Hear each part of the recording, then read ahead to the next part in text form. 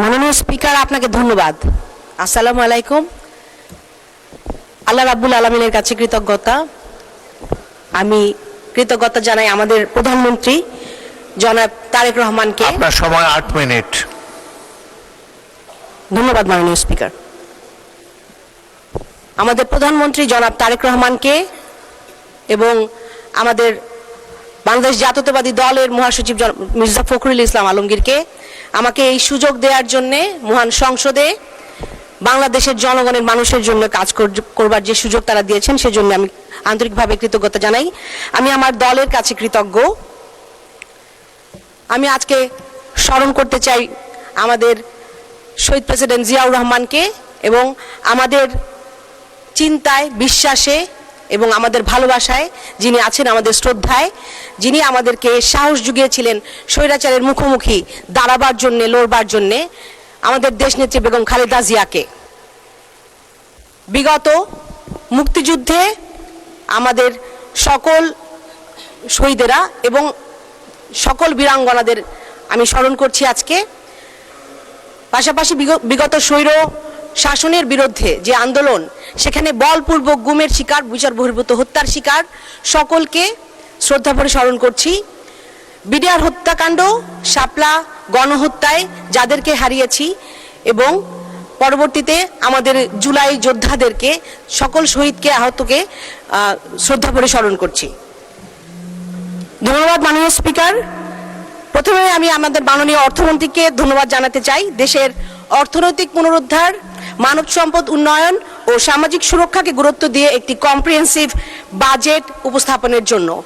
2026-27 অর্থ বছরে উত্থাপিত বাজেট শুধু একটি আর্থিক দলিল নয়, এটি দেশের প্রান্তিক মানুষ, নারী, প্রবীণ, প্রতিবন্ধী, শিক্ষার্থীরা এবং সামাজিকভাবে পিছিয়ে পড়া জনগোষ্ঠীর জন্য একটি মানবিক ও জনকল্যাণমুখী রাষ্ট্র গঠনেরই রূপরেখা।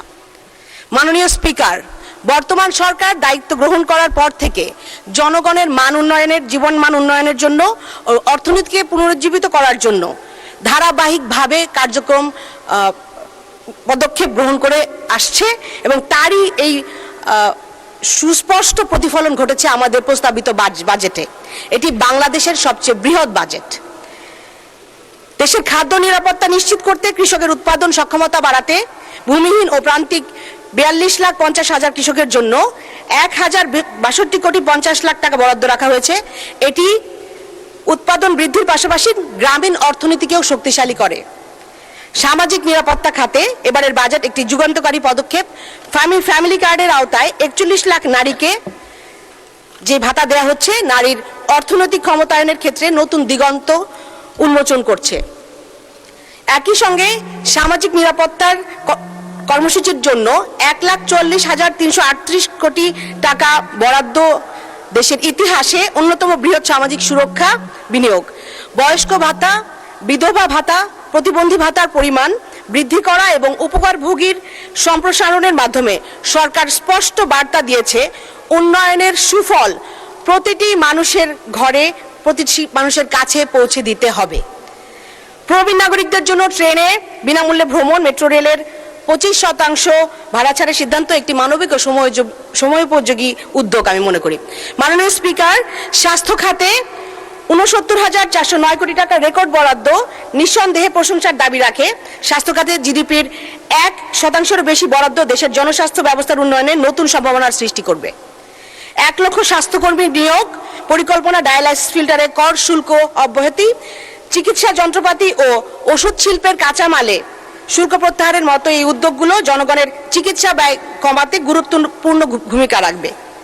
মাননীয় স্পিকার, শিক্ষা খাতে 1,36,606 কোটি টাকার বরাদ্দ এবং জিডিপির 2% উন্নীতকরণ অত্যন্ত ইতিবাচক সিদ্ধান্ত এবং আমরা মনে করি বাংলাদেশের ভবিষ্যৎ এবং মানব সম্পদ উন্নয়নে এটা ভিত্তি রচনা করবে।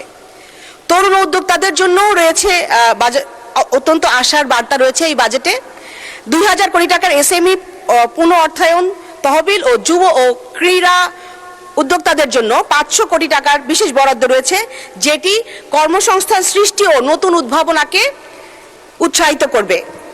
প্রবাসী কর্মীদের জন্য মাইগ্রেন্ট কার্ড চালুর উদ্যোগ, বৈধ চ্যানেলের মাধ্যমে রেমিটেন্স পাঠানোর যে উদ্যোগ, 2.5% নগদ প্রণোদনা অব্যাহত রাখা আমাদের প্রবাসী ভাই বোনদের প্রতি সরকারের দায়িত্বশীলতারই বহিঃপ্রকাশ।